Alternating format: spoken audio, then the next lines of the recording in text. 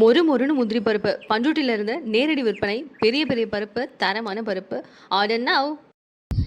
பிரதமர் மோடி அவர்கள் அண்ணாமலைக்கு கொடுத்த அந்த ஒரு வாக்குறுதி கூடிய விரைவில் நிறைவேறும் அப்படிங்கிறது தான் இன்னைக்கு ட்ரெண்டிங்கான ஒரு டாபிக்காவும் இருக்கு, ஒரு டாக்காவும் இருக்கு. அந்த வகையில இப்ப கங்கை கொண்ட சோழபுரத்துக்கு ஒரு சுற்றுலா பயணம் வரணும் அப்படின்னு சொல்லிட்டு அவர் ஒரு திருவிழாவுக்காக வராரு மோடி அவர்கள். ஸோ வந்ததுக்கு அப்புறம் பாத்தீங்க அப்படின்னா பல விஷயங்கள் ஏற்பாடு பண்ணப்பட்டிருக்கு அப்படிங்கிற ஒரு விஷயமும் சொல்லியிருக்காங்க. ஸோ அமித்ஷா அவர்கள் மதுரைக்கு வராரு. அந்த நேரத்துல ஒரு பெரிய கூட்டத்தை பாக்குறாரு. அண்ணாமலைக்கான சப்போர்ட்டர்ஸ் உள்ள எவ்வளவு பேர் இருக்காங்க அப்படின்னு பார்த்துட்டு மெய்சிலிருந்து ஒரு ஒரு 2 நிமிடம் பேச்சை திரும்பவும் தொடராம நின்றுட்டு இருக்காரு. நின்று பாக்குறாரு. இந்த விஷயங்கள் மோடி அவர்களுக்கும் ரொம்ப சிறப்பா தெரியும். தமிழகத்துல அவர் அப்பப்போ கால் பதிச்சுட்டு போறாரு அப்படிங்கும் போது அந்த இடம் சுற்றுலா தலமா எக்ஸ்ட்ராவா மாறும், நிறைய பேர் வருவாங்க அப்படின்னு சொல்லிட்டு இருந்தாங்க இல்லையா.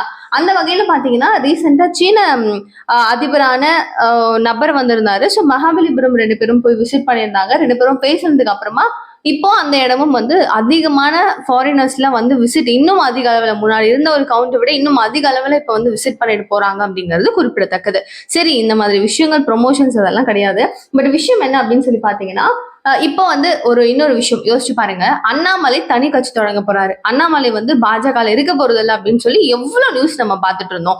பட் யோசிச்சு பாருங்களேன், அது எதுவுமே கிடையாது. அவர் ஆகஸ்ட் முதல் வாரத்துக்கு அப்புறம் நான் பேசுறேன் அப்படின்னு சொல்லியிருக்காரு. சோ அவரு பேச போறாரு அப்படின்னாவே ஏதோ ஒரு வெயிட்டான ஒரு பதவி அவருக்கு வெயிட் பண்ணுது அப்படின்னு தானே அர்த்தம். இந்த மாதிரி இருக்கும்போது இவர் போயிட்டாருன்னா அந்த நிலைமை எப்படி இருக்கும், பாஜகவுடைய வளர்ச்சி தமிழகத்துல எப்படி இருக்கும் அப்படிங்கிறது ஷார்ட்டா பாஜகவுக்கு நல்லா தெரியும். பிகாஸ் இவர மாதிரி அண்ணாமலை மாதிரி பல புள்ளிகள் இதுக்கு முன்னாடி ஹிஸ்டரியை படைச்சவங்க பாஜக இருக்காங்க. சோ அந்த வகையில கர்நாடகா சேர்ந்த எடியூரப்பா அப்படிங்கிற இந்த ஒரு நபர் என்ன பண்றாரு, தனியா ஒரு கட்சி ஆரம்பிச்சு போறாரு. சோ பாஜக அந்த இடத்துல வெற்றியே பெற முடியாம மாபெரும் மிகப்பெரிய வீழ்ச்சியை சந்திக்குது. அதே மாதிரி உத்தரப்பிரதேஷ்ல கல்யாண் சிங் அப்படிங்கிற இந்த ஒரு நபர் பாஜக விட்டு பிரிஞ்சு போனதுக்கு அப்புறமா சேம் லைக் அவருடைய பிளேஸை ரீப்ளேஸ் பண்றதுக்கு அவங்க ரொம்ப வருடம் எடுத்துக்கிட்டாங்க. அண்ட் டெல்லியில மதன்லால் அப்படின்னு சொல்லி பாஜகவில் ஒரு பெரிய ஹிஸ்டரியே வச்சிருக்காங்க. கூடவே இருந்துட்டு எஸ்கேப் ஆகி போனதுக்கு அப்புறம் அவங்கள மிஸ் பண்ணிட்டோமே அப்படின்னு சொல்லி ஃபீல் பண்ண தருணங்கள் பாஜகவில ஒரு பெரிய ஹிஸ்டரி இருக்கு. ஸோ அந்த வகையில இப்ப அண்ணாமலை தமிழகத்துல ஒரு 11% வாக்கு வாங்கி கொடுத்திருக்காரு அப்படிங்கிறது மாபெரும் வெற்றி. கரெக்டா? லாஸ்ட் எலெக்ஷன்ல இந்த அளவுக்கு ஒரு மாசான ஒரு கவுண்ட்ஸ் வந்திருக்கு அப்படிங்கிறது சான்ஸே இல்லை. ஒரு 3% எங்க, 11% எங்க. இப்ப கூட யோசிச்சு பாருங்க.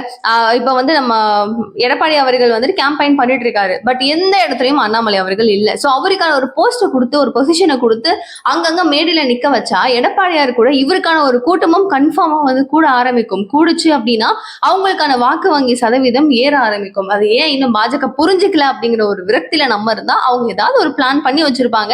பட் கூரை விழவில் அதற்கான ஒரு விஷயம் செயல்பாடுகள் நடக்கும் அப்படிங்கிற ஒரு எதிர்பார்ப்போட நம்ம வெயிட் பண்ணிக்கிட்டே இருப்போம். அண்ட் அரசியல் யதார்த்தம் அப்படிங்கிறது அண்ணாமலையோட லைஃப்ல ஷுவரா நடக்கும் அப்படிங்கிறது ரொம்ப உறுதியான ஒரு விஷயம் தான். அந்த வகையில மோடி அவர்கள் எப்பவுமே அண்ணாமலைக்கு நான் எந்த எதிரியுமே நான் உன்னை விட்டு கொடுத்ததில்ல, உனக்கு ஆக்சுவலி அவர் ஐபிஎஸ் பதவியில இருக்கும் போது பாஜக நீ இணையணும், இணைஞ்சு நீ தமிழகத்துக்காக வேலை செய்யணும் அப்படின்னு சொல்லிட்டு அவரை கூப்பிடும் போதே உனக்கு இந்த பொசிஷன் தரேன் அப்படின்லாம் சொல்லியிருக்காங்க. பட் இல்ல, எனக்கு அங்க தமிழகத்துல அரசியல் பயணத்தை தொடரணும் அப்படிங்கிறது மட்டும்தான் என்னுடைய ஆசைன்னு சொல்லிட்டு தான் அண்ணாமலை அவர்கள் தமிழகத்தை நோக்கி அவருடைய பயணத்தை ஸ்டார்ட் பண்ணியிருக்காரு. ஸோ இந்த அளவுக்கு நீ உன்னுடைய வெற்றிக்கு நாங்க உதாரணமா இருப்போம், நாங்க உறுதியா இருப்போம் அப்படின்னு சொல்லி பாஜக அப்ப கொடுத்த வாக்குகளை இப்ப வரைக்கும் காப்பாற்றும் வகையில தான் நடந்துப்பாங்க. அண்ட் இப்ப பொதுச் செயலாளர் தேசிய அளவில் அவருக்கு ஒரு பதவிங்கிறது மிகப்பெரிய ஒரு சூப்பரான ஒரு பதவியா இருக்கும். சோ தட் அவரு இன்னும் கொஞ்சம் டெவலப் ஆகி அவரோட லைஃப்ல போறதுக்கு நல்லா இருக்கும் அப்படிங்கிற மாதிரியும் சொல்லப்படுது. சரி, என்ன நடக்குதுன்னு பார்ப்போம். நீங்க என்ன நினைக்கிறீங்க? பாஜக அண்ணாமலையை கைவிட்டுருச்சு அப்படின்னு சொல்லி பல பேர் நினைக்கிறோம், திட்டுறோம். பட் ரியாலிட்டின்றது ஒண்ணு இருக்குல்ல, அவங்க எப்படி தங்க முட்டை போடுற வார்த்தை விடுவாங்க, யோசிச்சு பாருங்க. சரி, ஓகே, நீங்க என்ன திங்க் பண்றீங்கன்றத ப்ளீஸ் கமெண்ட் பாக்ஸ் சொல்லுங்க. நிறைய விஷயங்கள் பேசலாம். நிகழ்கால நிகழ்வுகள் ஒன்னொன்னு கூட நீங்க தெரிஞ்சுக்கிறதுக்கு சேனலை சப்ஸ்கிரைப் பண்ணிக்கோங்க. தேங்க்யூ சோ மச் ஃபார் வாட்சிங் திஸ் வீடியோ. பாய்.